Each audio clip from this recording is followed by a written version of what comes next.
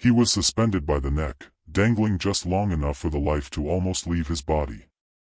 His frame, broken and limp, sagged in the noose. They then lowered him, his lungs still gasping for air. In front of a roaring crowd, they sliced open his torso. His organs were wrenched from his belly as he watched, screaming, his heart furiously beating against his ribs. Finally, as his blood stained the ground red before Westminster, they dismembered his corpse and scattered the pieces to the far corners of England. This was the grim reality of being hung, drawn, and quartered. It is a phrase that has been diluted by time, becoming a mere historical footnote, a piece of trivia.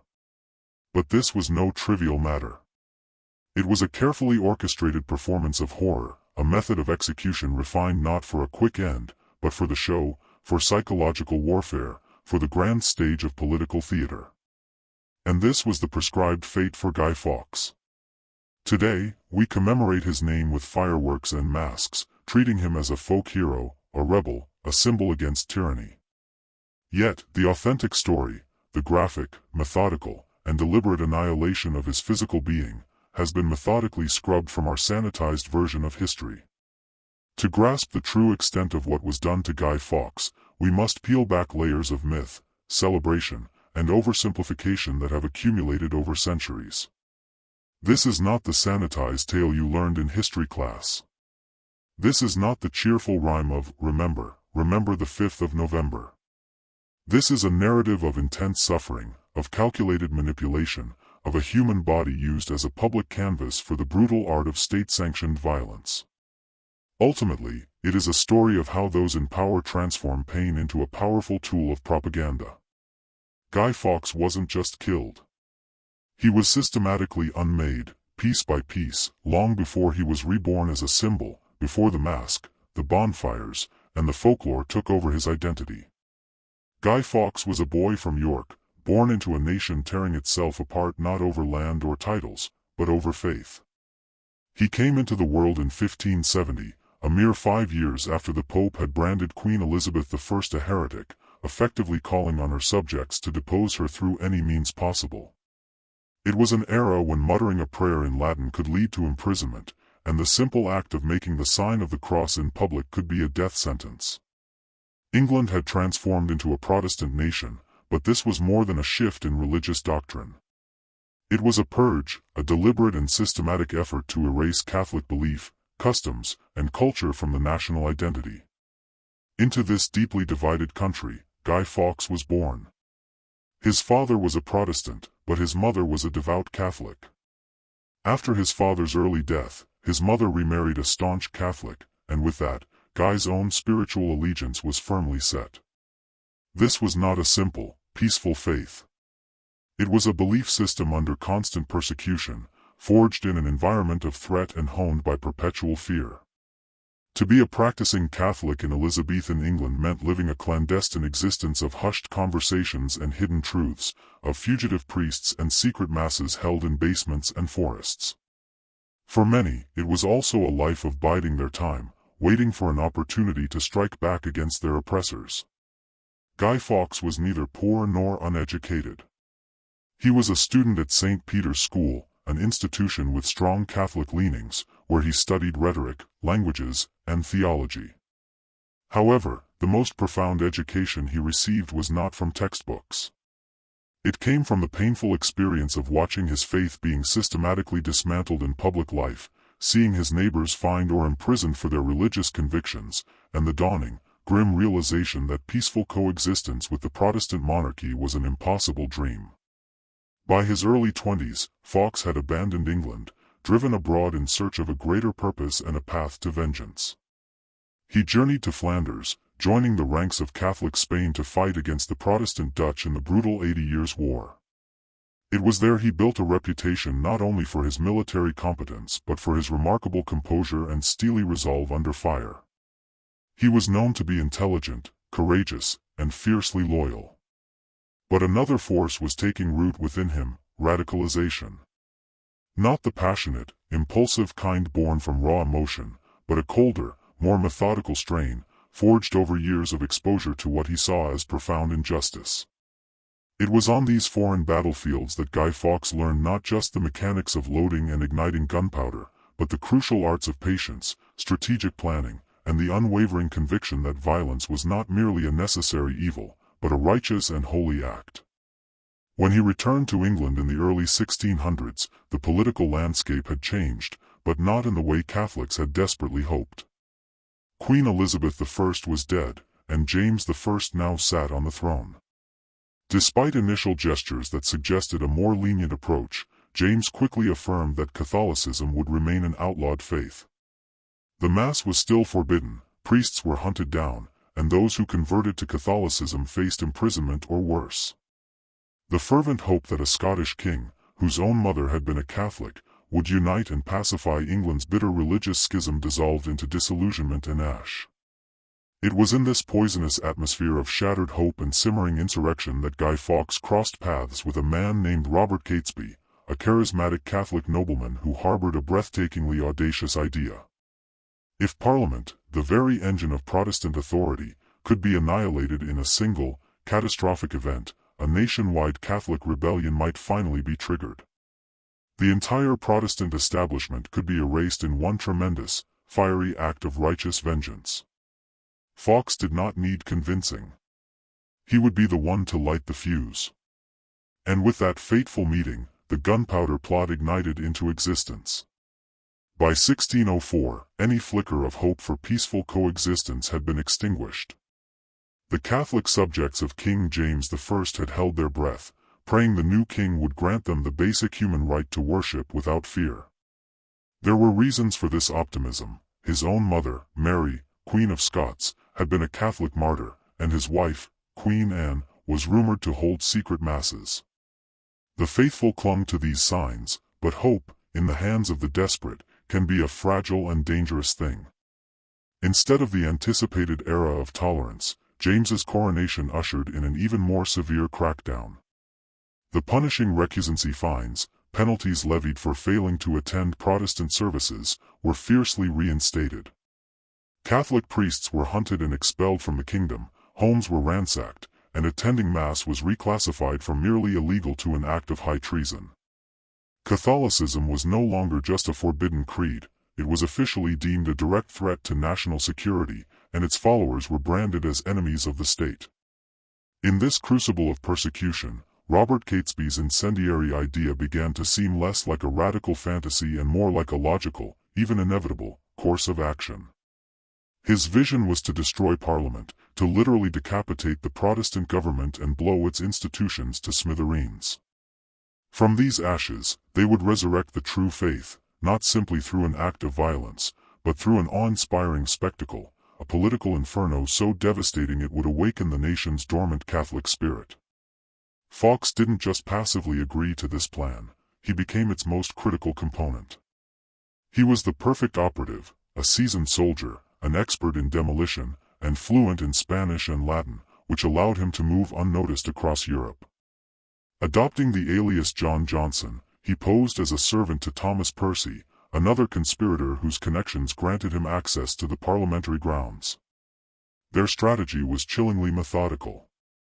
They legally rented a cellar that extended directly beneath the House of Lords.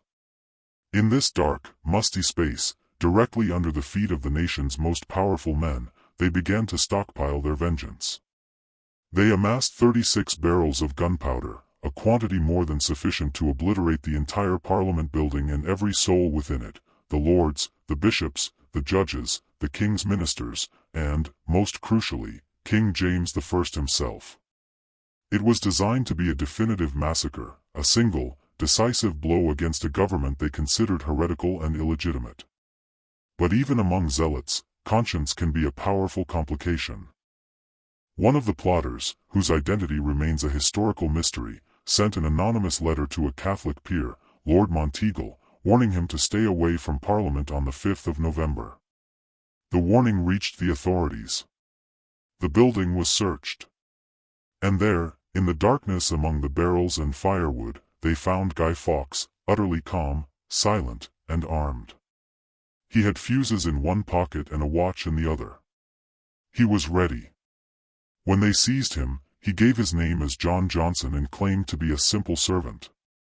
Under initial questioning, he revealed nothing, not a single name, not a flicker of remorse, not a hint of fear.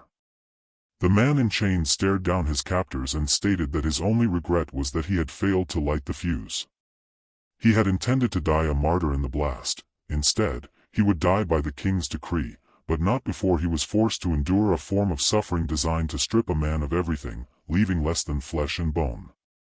Fawkes was arrested in the pre-dawn hours of November 5, 1605, the very day his world-altering act was meant to occur. He was taken directly to the king's private bedchamber at Whitehall, still covered in soot from the vault. There, King James I came face to face with the man who had sought to annihilate him, and what he saw was deeply unnerving, absolute defiance. Fawkes was composed, articulate, and almost polite, showing no trace of fear. When the king asked what he had planned to do with all the gunpowder, Fawkes answered coolly, "To blow you Scotch beggars back to your native mountains." This was not the response of a broken criminal, it was the voice of a man who still believed himself to be in control, and that conviction terrified the king far more than the explosives ever could. Fawkes was immediately transferred to the Tower of London, England's most notorious fortress. This was no ordinary prison, it was a theater of ritualized agony, whose ancient stones were saturated with the screams of queens, traitors, and martyrs. Now, they would bear silent witness to the systematic disassembly of Guy Fawkes. On November 6, a royal warrant was issued, with King James I personally authorizing the use of torture. His chilling words survive to this day, "The gentler tortures are to be first used unto him, and so by degrees proceeding to the worst." The worst was not an idle threat, it was a specific menu of horrors. Fawkes was first thrown into a cell in the lower tower known as Little Ease. The space was so confining that it was impossible for a man to fully stand, sit, or lie down, a method of torment designed to deny the body any comfort and shatter the mind's perception of time. When this failed to break him, they brought out the manacles. His arms were chained behind his back and hoisted into the air until his shoulders were wrenched from their sockets, forcing his entire body weight to hang from his wrists alone. Still, he gave them nothing. Finally, they brought him to the rack, the most dreaded instrument of pain in England. Only a select few were ever legally subjected to it, and Guy Fawkes was among them. The rack was not a tool of swift violence, it was one of cold, mechanical precision. It was a table with rollers at each end, to which the prisoner's wrists and ankles were tied. A torturer would then slowly turn the wheels, stretching the body until ligaments tore, joints popped from their sockets, and bones began to separate. Pain ceased to be a mere sensation, it became an all-consuming flood, a deafening scream inside every nerve that dismantled reason itself. Observers later noted Fawkes's transformation not through his words, but through his handwriting. Before the torture, his signature as John Johnson was strong and clear. After the rack, when presented with a pen, his hand trembled so violently that the signature was a barely legible scratch, the graphic evidence of a man torn to pieces. It took days of this torment, combined with psychological warfare, isolation, sleep deprivation, and false promises of mercy, for him to finally break. On November 8, the names of his co-conspirators came out, not in a rush of emotion, but as a mechanical recitation from a man who had been reduced to an automaton. The man who had vowed to blow a king to ash was now a collapsed figure, his limbs useless, his mind no longer his own. He had not died, but he had been utterly erased. When Guy Fawkes was finally hauled from the rack and returned to the world of the conscious, he was no longer a whole man. He was a shattered artifact of the state's power, his arms hanging limp and useless, his body so thoroughly ravaged that he had to be carried to his own interrogation. But he could still speak, and more critically, he could still confess. For the crown, that was all that mattered. The Gunpowder Plot, once a conspiracy whispered in shadows among desperate men, was now transformed into something entirely different, a meticulously staged public performance, crafted by the government to legitimize not only the brutal executions to come but the very foundations of its authoritarian power. This was never about simple justice, it was about political theater. The conspirators, or what remained of them, were brought to Westminster Hall in January of 1606 for their trial. Frail and unable to walk, Fawkes was dragged through the frozen, filthy streets of London on a wooden sledge, his twisted limbs trailing beneath him. They called him the devil in human form, spreading tales that he had grinned while being tortured and that his heart was blackened by Satan himself. None of it had to be true, because the guilty verdict had been decided long before the first question was asked. The trial of Guy Fawkes and his fellows was not a process of discovering truth, it was a ceremony for crowning vengeance. The evidence, extracted from him under torture, was now distorted and embellished, paraded before the court like sacred relics, gunpowder barrels, fuses, and lanterns. His confession was read aloud, but not in his own voice. The state had seized his voice, rewritten his words, and repurposed his testimony for its own narrative. He was charged not just with treason, but with the intent to annihilate the soul of England itself, and for such a crime, no ordinary death would be sufficient. The sentence, when read aloud, was a chilling blueprint for ritualistic destruction. You shall be drawn upon a hurdle to the place of execution, there to be hanged by the neck, but not until you are dead. You shall be cut down alive, and your privy parts shall be cut off and burned before your eyes. Your bowels shall be taken out and burned. Your head shall be cut off and your body shall be divided into 4 quarters to be disposed of at the king's pleasure. This was not punishment, it was a message, burned into the public consciousness. To conspire against the king, even in failure, was to face not just death, but a complete and total unmaking. As snow fell over London, Guy Fawkes waited in the dark for the final act of the state's grand play, a performance where his own body would serve as the stage. January 31, 1606. The air over Old Palace Yard in Westminster was thick with the smoke of wood-fires and the buzz of anticipation. This was Execution Day, presented not as a tragedy, but as a public holiday of horror. The crowd gathered for the spectacle, for the grotesque theater that reaffirmed the crown's absolute power. Still broken from the rack, Guy Fawkes was tied to the wooden hurdle and dragged from the tower through the muck of the city streets. When he arrived, the scaffold stood stark against the grey winter sky. He was scheduled to be the last to die, forced to witness the full symphony of horror played out on his co-conspirators. He would watch them fall, hear their final screams, and smell the blood and burning viscera before it was his turn. 3 men went before him, and each was hanged, disemboweled alive, and publicly undone. By the time his name was called, Fawkes was barely conscious, a limp figure who had to be lifted onto the scaffold by guards, his shattered legs no longer able to support him. And then, in a final, shocking moment, he did something no one expected. As the executioner positioned him on the gallows, Fawkes threw himself from the platform. His neck snapped instantly. Some reports claimed he slipped, but others insisted it was a final, defiant act of control, a refusal to be butchered alive for the crowd's entertainment. He would die, but he would rob the state of its grand finale. Even so, his body was not spared. The executioners performed the full sentence on his corpse. They eviscerated him, burned his organs, beheaded him, and hacked his body into 4 pieces. His remains were no longer his own, they were trophies and warnings, sent to the 4 corners of the kingdom to rot on spikes above city gates. The official records state that Guy Fawkes was executed for treason. But they fail to capture what the people truly witnessed that day. It was not law in motion, it was a ritual sacrifice. They saw men screaming with their own intestines in their hands, executioners holding up severed hearts, and the nauseating smell of burned flesh filling the air. These were not swift deaths, they were deliberate performances designed to inspire awe, terror, and a disturbing sense of joy. But beneath the cheers, there was another current. Eyewitnesses wrote of unnerving silences when the cruelty became too real, when the line between justice and savagery dissolved. A Jesuit priest described it as a festival of agony. The crown had hoped to erase Fawkes completely. Instead, by scattering his body to prevent it from becoming a martyr's shrine, they made him unforgettable. That final leap from the gallows, whether intentional or not, fractured their perfect narrative of dominance. They displayed his head on a pike, but they had created a symbol they could no longer contain.